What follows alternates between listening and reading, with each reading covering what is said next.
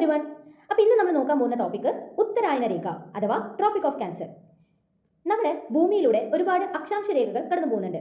അതിൽ ഇന്ത്യയിലൂടെ കടന്നു പോകുന്ന അക്ഷാംശ രേഖയാണ് നമ്മുടെ ഉത്തരായന രേഖ അഥവാ ട്രോപ്പിക് ഓഫ് ക്യാൻസർ. അല്ലെങ്കിൽ നമുക്ക് പറയാം 23.5 ഡിഗ്രി നോർത്ത് എന്ന് പറയുന്നത്. നിങ്ങൾക്ക് ഈ ഫിഗറിൽ കാണാം, ഇതിന്റെ സെന്ററിലൂടെ, നമ്മുടെ ഇന്ത്യയുടെ സെന്ററിലൂടെ പോകുന്ന ഈ രേഖയാണ് എന്ത്, ട്രോപ്പിക് ഓഫ് ക്യാൻസർ എന്ന് പറയുന്നത്. ഇനി നമ്മൾ ഉത്തരായന രേഖയുമായിട്ട് ബന്ധപ്പെട്ട ചില കാര്യങ്ങൾ നോക്കാൻ പോവാണ്. നമുക്ക് വേഗം തന്നെ നോക്കാം. ഇന്ത്യയിലൂടെ കടന്നു പോകുന്ന പ്രധാന അക്ഷാംശ രേഖയാണ് ഉത്തരായന രേഖ എന്ന് പറയുന്നത്. ഉത്തരായന രേഖ കടന്നു പോകുന്ന സംസ്ഥാനങ്ങൾ എത്രയാണ്? 8 സംസ്ഥാനങ്ങളിലൂടെയാണ് ഉത്തരായന രേഖ കടന്നു പോകുന്നത്.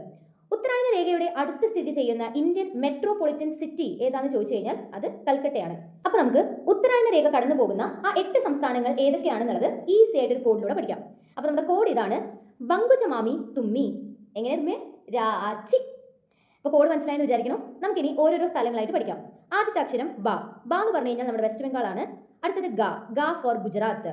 ഇനി ജ. ജ ഫോർ ജാർഖണ്ഡ്. അത് കഴിഞ്ഞാൽ ഒരു മാമി അല്ലെ, മാമി. അതിൽ ഒരു മാ എന്ന് പറയുന്നത് മധ്യപ്രദേശ് ആണ്, മറ്റേ മാ എന്ന് പറയുന്നത് മിസോറാം ആണ്. ഇനി തുമ്മി, അതിൽ ആ തുമ്മി എന്ന് പറയുന്നത് എന്തായിട്ട് എടുക്കാം നമുക്ക്? ത്രിപുര.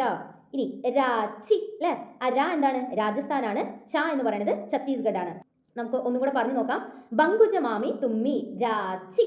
അപ്പൊ എന്തൊക്കെയായിരുന്നു? ബ ഫോർ ബംഗാൾ, ഗ ഫോർ ഗുജറാത്ത്, ജ ഫോർ ജാർഖണ്ഡ്, മാ ഫോർ മധ്യപ്രദേശ്, മീ ഫോർ മിസോറാം, തുമ്മി എന്ന് പറയുമ്പോൾ ത്രിപുര, ഇനി രാ എന്ന് പറയുമ്പോൾ രാജസ്ഥാൻ, ഷാ എന്ന് പറയുമ്പോൾ ഛത്തീസ്ഗഡ്. അപ്പൊ എല്ലാവർക്കും മനസ്സിലായെന്ന് വിചാരിക്കുന്നു. ഈ വീഡിയോ ഇഷ്ടമായി കഴിഞ്ഞാൽ ലൈക്ക് ചെയ്യുക, ഷെയർ ചെയ്യുക, സബ്സ്ക്രൈബ് ചെയ്യുക. താങ്ക്